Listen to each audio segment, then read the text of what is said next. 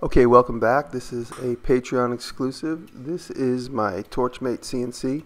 I'm digging up the file. The file was made initially in Illustrator. I laid out the vectors in Illustrator, then I bring them into the Torchmate software, and then I create a cutting path.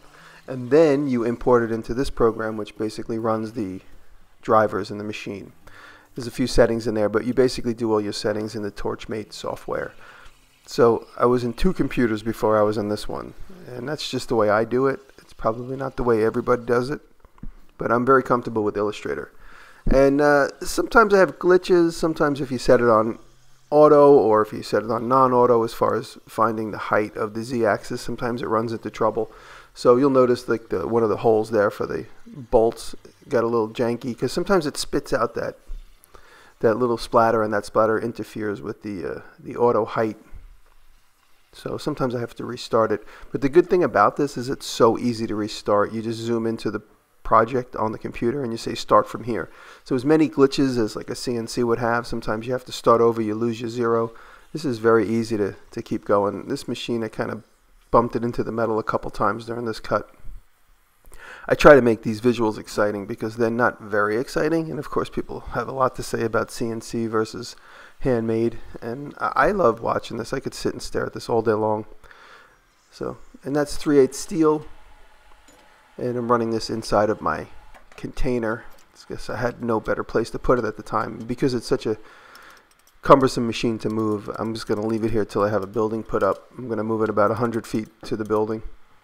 And you'll notice the bottom of that E didn't cut because of that same problem I was just describing, so I cut it out to show how I cut it out. And you always get a little bit of slag, and more than likely I'm running my speeds differently than accurately, I should say, non-accurately. And this is a jeweler's saw. I just kind of cut a little notch in that piece and then I just break it out. And there we are. It's not a perfect cut. If it was for a client, I'd go in there with a file, I'd clean it up. And here I'm just using some old scrap square tubing. I thought I had more round tubing, and I'm glad I found this square because it gives it a much smarter look ultimately. And this, you'll notice I have 1/8 inch wall and 1/4 inch wall. The 1/4 inch wall was for a big sign I put up a long time ago. It was about a 7-foot piece left over, and it was just perfect. So I keep these scraps around forever. I dragged a lot of them upstate with me. I gave a lot away, the smaller ones. All the ones that were over like 30 inches I kept. And there we go. And I'm using the same angle block that I used for the last video. If you remember the Vise Stand I hand cut, which didn't come out so clean. And now I'm just putting foot tabs on it just to clean up the bottom of the holes, and maybe one day I'll bolt it in place, but it's not going to happen anytime soon. And I'm just spraying with WD-40. We almost had a deal, and the deal didn't work out, so I just make sure I don't show this stuff for free anymore. And just clean up the corners of that. And it's funny, I was looking for 3-inch wide stuff. I didn't have it, so I just cut it out of that big plate I had. And now here, this is kind of like, it was inspired by color forms. Remember color forms where you layer different color vinyl and you get different images? And this is a simple, fast way to get trays. And I do a lot of filing. So I file in the vise. And here, I thought it would be cool. I also use this vise a lot when I'm making the ice picks to hold the joints while I solder them and stuff. So this, I wanted like a presentation tray. And of course when you have a tray in a shop like this, it just fills up with debris, so I wanted to put a screen on the bottom of the tray, and then I said, oh wait, let me just put my logo in there. It's a good opportunity to put the logo there. And so I'm welding the feet to the bottom of the tubes, and all this metal is relatively thick, so I really dug in there. You got to be careful when you weld tubes, you blow through the side, but there was no chance I was going to blow through the side of this. And now I set it up, but the last one I just built right on the bottom, and I was lucky. But this one I wanted to be more careful because I was taking more care all over. And so I set this up. I knew they were going to meet directly under the hub of the vise. So I wanted to tack them together so that I could kind of do a preview. And right where they meet, again, all thick metal. This is all relative. If that was 16 gauge, this wouldn't be as easy. And there I just doing a little test preview, and then I had to drill through that second plate. I didn't know exactly where it would land. That's why I only drilled through the top on the plasma. I did have to drill out that one hole that was miscut. And now I'm just getting rid of the burrs.